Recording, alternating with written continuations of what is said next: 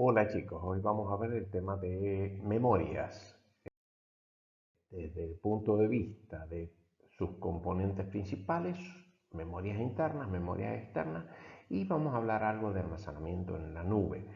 Los temas de hoy es conceptos generales y memorias internas. Bueno, la definición general es que en un sistema informático hay dos grandes grupos, unas que son memorias internas porque están físicamente integradas en la placa madre y el procesador accede a ellas mediante interfaces, que son bases, propios de la placa madre. O sea que hay una conexión directa, hay cableado directo. Y las memorias externas, que son almacenamientos masivos o auxiliares o secundarios, son externas porque no forman parte de la placa madre. Su objetivo es almacenar datos en forma no volátil y la CPU se conecta por medio de las interfaces. Elementos de la memoria. Para que un elemento se utilice como dispositivo, tiene algunos elementos como medio o soporte, el mecanismo de escritura-lectura, el mecanismo de direccionamiento y el dispositivo en sí de almacenamiento. Aquí vamos a ver algunos elementos que pueden servir. Por ejemplo, el elemento físico en el que se grabará o almacenará la información puede ser de distintos materiales y depende de la tecnología que se utilice. En este caso, la memoria interna es de tecnología electrónica, ¿sí? Y aquí hay un ejemplo de cómo sería un módulo de memoria RAM. Y la memoria externa, los ejemplos de soporte son discos rígidos, la tecnología que es tecnología magnética, el disco óptico que es tecnología óptica, o el pendrive o los discos de estado sólido que son tecnología electrónica. El disco de estado sólido nosotros le llamamos así, pero en realidad es una memoria como si fuese una memoria interna, pero es externa. Por el mecanismo de escritura-lectura es alguno de los elementos que distinguen un tipo y del otro. Digamos, el mecanismo propio de la memoria principal es un mecanismo que es fijo y está cableado. Y las memorias externas, la tecnología magnética y óptica, el mecanismo está constituido por cabezas que permiten grabar o leer. Por lo tanto, es un mecanismo móvil que tiene un movimiento circular y un movimiento radial. La tecnología electrónica, en el caso de los pendrive, de los discos de estado sólido y las tarjetas de memoria, esas que ustedes utilizan en el celular, tienen tecnología electrónica y el mecanismo de escritura-lectura está hecho por conductores eléctricos, o sea, está por cableado, que se conectan directamente al soporte, por lo tanto el mecanismo es fijo. Aquí vamos a ver el mecanismo de direccionamiento, que es cómo selecciona la celda de memoria desde la cual se va a tomar el dato. Esto es una posición específica sobre ese soporte y ahí realiza la lectura o escritura. En el caso de una memoria interna, ya está el cableado o conexionado de los mecanismos que vienen desde el bus de direcciones a través de el registro de direcciones. En este caso, la cantidad de registros es n por 2 a la n, que esta es la cantidad de registros que puedes direccionar. Recuerden que una cosa es los registros del dato a escribir y otra cosa es el contenido de ese dato. Luego hay un mecanismo de direccionamiento que se representa por un número binario de n bits, que es la cantidad de direcciones y se determina por la cantidad de combinaciones que se pueden realizar con n bits. En este caso es 2 a la n, en donde 2 a la n es el número de líneas del bus de direcciones. Entonces, si el bus de direcciones tiene 16, ya vamos a ver 16 líneas, ya vamos a ver cuál es la capacidad máxima de direcciones, por lo tanto, es la cantidad máxima de almacenamiento. Entonces, la capacidad de almacenamiento, en este caso, si el bus de direcciones es de 16 bits, como acabo de decir, sería 2 a la 16, que es lo mismo que poner 2 a la 6 por 2 a la 10, porque cuando el elemento de la base es idéntico, se puede dividir las potencias. Entonces, 2 a la 6 es 64 y 2 a la 10 es un K, una kilodirección. Entonces, aquí tenemos 64 kilodirecciones. El mecanismo de direccionamiento, en este caso, la función es seleccionar la posición específica, como dijimos, para realizar la operación. En las externas, entonces, ahora el mecanismo necesita datos de la ubicación, o sea, es la información de direccionamiento. Ya vamos a ver que eso sería pista o sector o algo así, así que eso lo vamos a visualizar cuando hagamos el análisis más profundo de los discos magnéticos. Y bueno, interpreta esa información para acceder a la posición deseada, la unidad de control del dispositivo. Entonces uno llega a la posición deseada y desde ahí se produce la lectura-escritura. En la memoria externa, la tecnología magnética y óptica, el mecanismo de direccionamiento se basa en partes móviles, o sea, algo que hace girar el soporte y algo que hace girar o mover las cabezas de escritura y lectura hasta que la ubica en la posición en donde está el dato que yo quiero leer. Y las memorias externas de tecnología electrónica, o sea, los pendrive, las memorias y los discos de estado sólido, el mecanismo es fijo porque es un direccionamiento cableado que está formado por circuitos y conductores conectados a todos al soporte. Elementos. El dispositivo de almacenamiento es el medio o el soporte en el que se almacena la información. Cuando es una memoria interna, la tecnología es electrónica y aquí estamos viendo algunos de los elementos. Este elemento que está acá sería la memoria que se coloca en un zócalo. Las memorias externas, aquí estamos viendo tecnología magnética, tecnología óptica y la tecnología de los DVD y de los CD, que ya casi no se utiliza, y la tecnología electrónica, los elementos se presentan en un conjunto de circuitos o una plaqueta de circuito integrado. Los parámetros que caracterizan son la ubicación, la capacidad de almacenamiento, la duración de los datos, la unidad de transferencia, el modo de acceso, el método de acceso, el tiempo en el que se accede a esta información y la velocidad.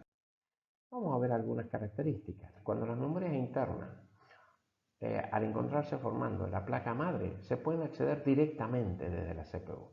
Y las memorias externas tienen que ser a través de enlace, como ya lo vimos. Ahora, la cantidad del almacenamiento corresponde a la cantidad de bits que puede almacenar. Como la unidad de medida que nosotros usamos es 8 bits, se expresan en bytes o múltiplos de esta unidad, kilobyte, megabyte, gigabyte, terabyte, y hay otras unidades que ya la hemos visto también. Duración de los datos puede ser volátil. Cuando yo desaparezco la energía que está alimentando la máquina, se desaparece, o no volátil o permanente, que es donde cuando uno graba en un disco o en un DVD. El método de acceso es la forma en que los mecanismos de escritura, lectura acceden a las posesiones, ¿no? O sea, que hay tres métodos. Uno es el secuencial, que casi ya no se utiliza. Primero porque se usa mucho en cinta magnética, eso significa que la cinta es rastreada a todo lo largo hasta llegar a la posición que uno necesita de esa información. O el CD-ROM, está bien, que casi ya no se están utilizando. O sea, estos tiempos secuenciales ya casi no se usan, excepto en algunas unidades en donde se llega ahí con un mecanismo y luego se hace una lectura secuencial. El acceso directo es un mecanismo de lectura-escritura que realiza el acceso a una posición cercana y luego está la búsqueda secuencial hasta alcanzar la posición final. El tiempo de acceso es variable. En este caso, las unidades de disco rígido y los discos ópticos, que son regrabables, tienen esta metodología de búsqueda. Y el acceso random no aleatorio es un método en el cual el tiempo de acceso es independiente de la ubicación del dato. O sea, si yo tengo una memoria RAM y en esa memoria RAM quiero leer cualquier dato en cualquier posición, tarda exactamente lo mismo. Porque no depende de ningún elemento móvil, sino que es cableado. La unidad de transferencia es el número de bits que lee o escribe la memoria a la vez. Y el tiempo de acceso es el tiempo que transcurre entre que se encuentra la dirección o se presenta una dirección en la memoria y el dato está disponible para leerlo, o sea, el tiempo de respuesta de la memoria. Y la velocidad de acceso indica la cantidad de veces que pueden acceder a esa posición, o sea que es la inversa del tiempo de acceso, o sea, cantidad de veces que puede acceder a ese elemento para poder leerlo, y se expresa en megahertz. Este parámetro solo se utiliza para memorias de tecnología electrónica, ya que estas poseen un tiempo de acceso constante. La clasificación ahora viene en cómo son las memorias internas, que ya las vimos cuando analizamos el registro del procesador, la caché, que esto es un elemento particular que tiene la memoria, y la memoria principal, que es la RAM y la ROM. Vemos aquí el gráfico común que ustedes ya analizaron y en donde vimos cómo funcionaba cada una de las operaciones que se hacían dentro de la CPU, pero aquí vamos a distinguir que la mayoría de los elementos internos de la CPU son registros. Un registro de palabras, el registro de instrucciones, aquí está el registro de estado, está el acumulador, registro de direcciones, contador de programa, puntero a pila y otros registros. ¿Sí? Entonces, ¿qué características tienen estos registros del procesador? Poquísima capacidad, pero muy alta velocidad de acceso. Están ubicados dentro de la CPU y almacenan temporalmente la información mientras esa información espera ser tratada por los dos elementos que tratan esta información, que es la unidad de control y por el otro lado la unidad aritmético-lógica.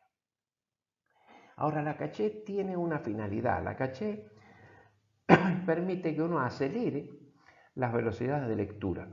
Recuerden que la CPU es una unidad muy rápida que permite procesar rápidamente cosas, entonces requiere el acceso a la memoria RAM. La memoria RAM no es tan rápida como la capacidad que tiene la CPU de trabajar. Por lo tanto, se colocan memorias internas mejores o más rápidas, pero más pequeñas, de forma tal que por un método estadístico se determina cuál podría ser la próxima dirección de la memoria RAM que voy a leer y esos datos son cargados en las cachés. ¿Qué caché hay? Algunas L1 y L2 que están ubicadas en la CPU o entre la CPU y la memoria RAM, y estas memorias lo que hacen es, por métodos estadísticos, determinan qué información próxima puedo estar necesitando de la RAM y la carga. Quiere decir que la CPU va a la caché a buscar una información, si no la encuentra, recién entonces incursiona en la RAM y trae esa información para poder procesarla.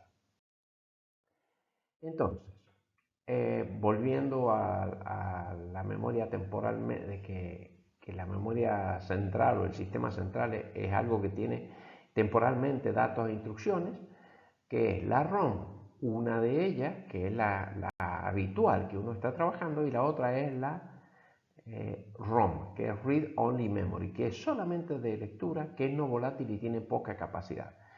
RAM y ROM son memorias de acceso aleatorio o random.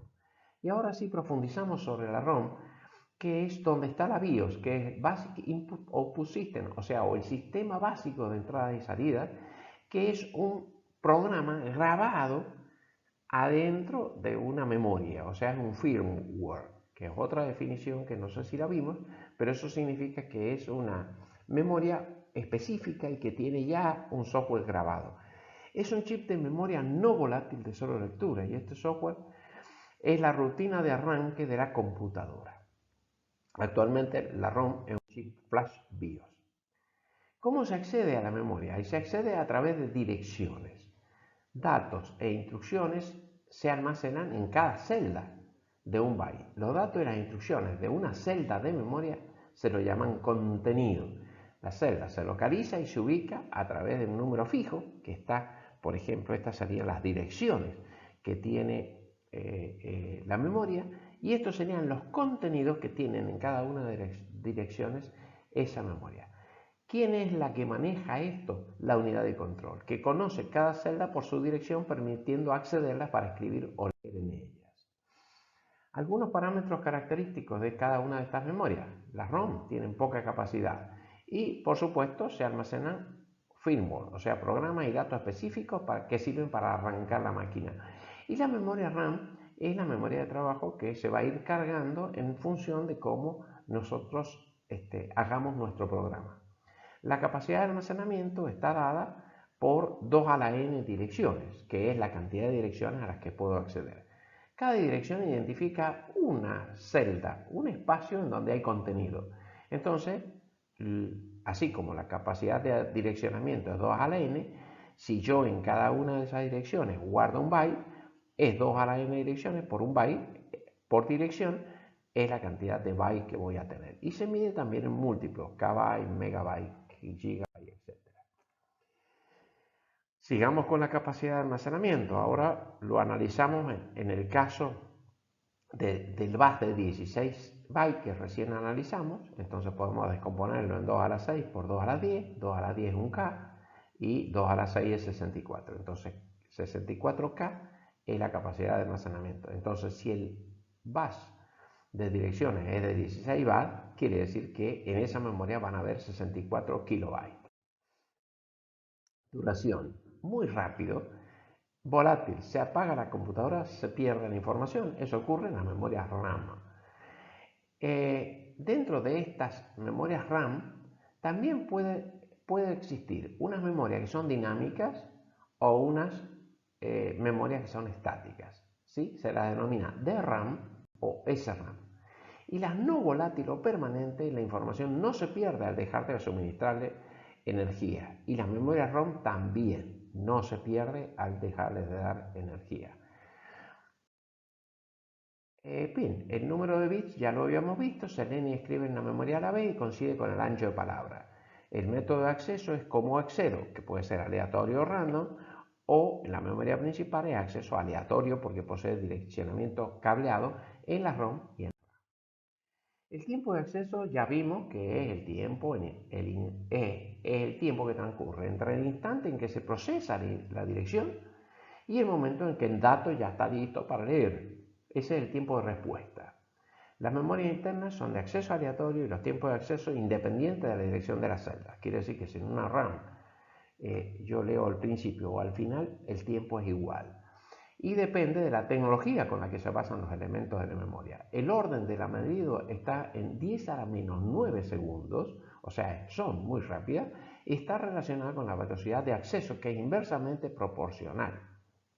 O sea, 1 sobre la frecuencia o la frecuencia 1 sobre el tiempo de acceso. Velocidad de acceso indica la máxima cantidad de acceso, porque ahora yo estoy viendo cuántos en una determinada posición o en varias posiciones yo puedo poder leer qué es cantidad de accesos por unidad de tiempo.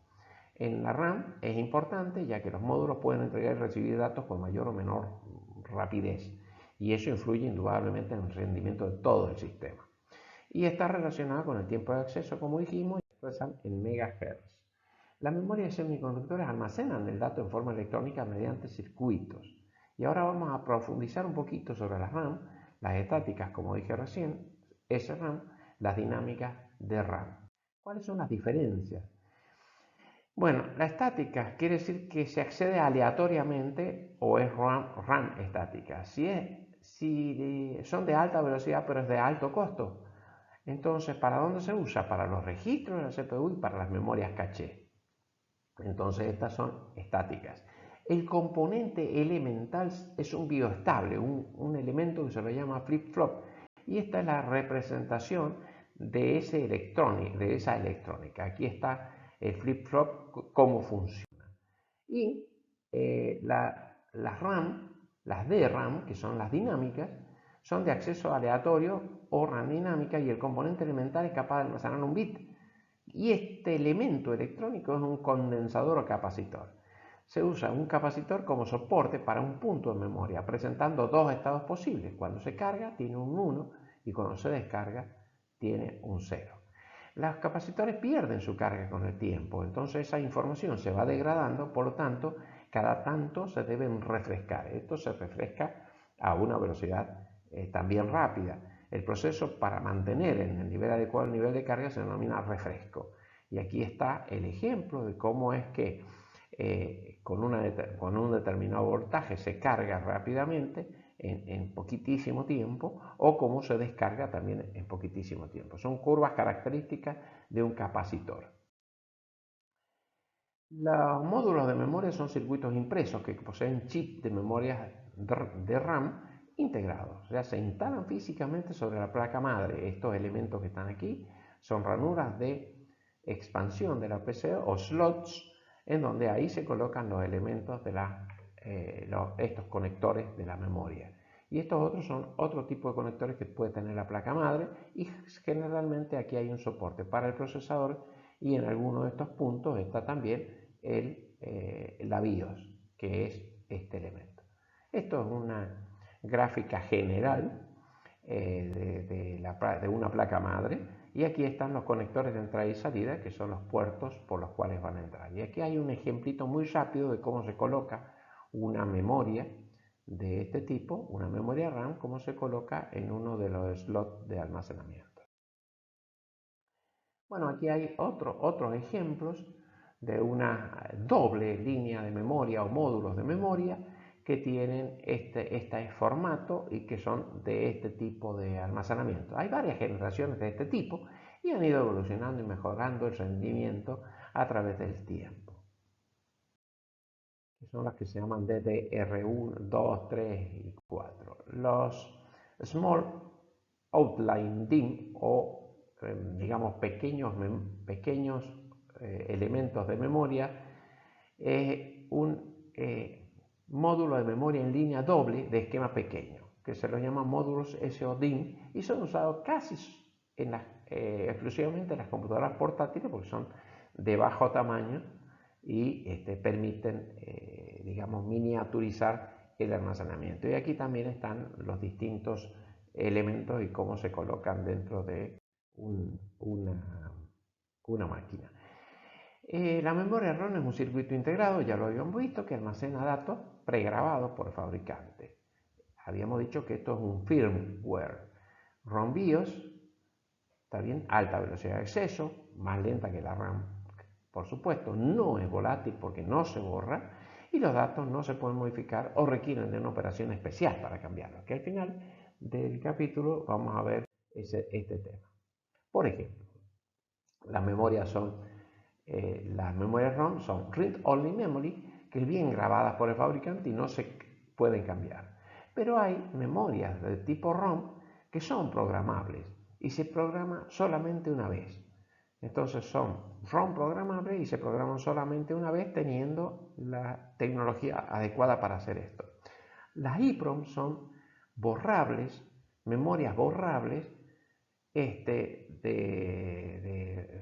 read-only memory, o sea, borrable y programable. Son borradas y programadas y se graban con luz ultravioleta. También se necesita una tecnología especial.